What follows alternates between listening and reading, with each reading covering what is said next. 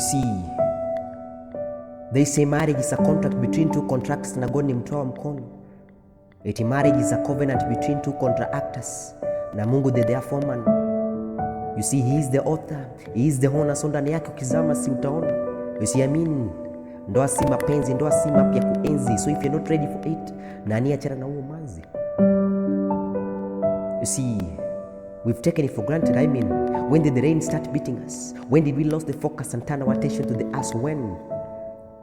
You see, siku hizi ndoa imekuwa ni biashara. It doesn't matter who you meet, as long as you can offer that meat, then you have all the rights ya kuitwa mnyama.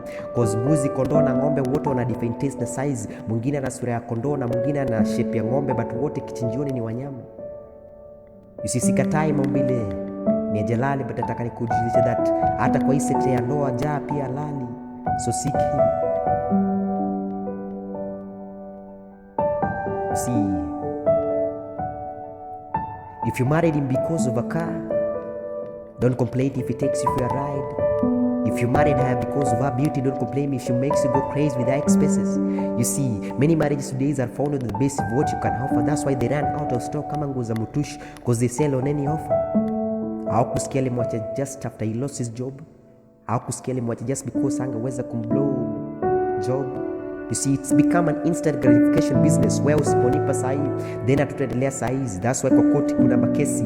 That's why kwa our lives are so messy, because we never had him in the Genesis. You see, we were taught to go to school, have a good education, have a good job, and then have a good wife, but we were never told how to get this good wife. That's why most of us are into wrong marriages. That's why we accidentally bumped into one, because we were never told the right marriage ages. You see, they say that to be a real man lazima uwe ndume. To be a man of the people lazima uwe mwanaume. That's why deforestation is never a problem, because tunapanda miti kwa kila shimo. You see, is fornication being a true man? If that's so, then I'm not willing to be called a man, because the realize that their happiness is when you ruin your life. So choose you. You see, he who finds a wife finds a good thing. She who is a queen finds a good king, because it's the Lord who brings them together.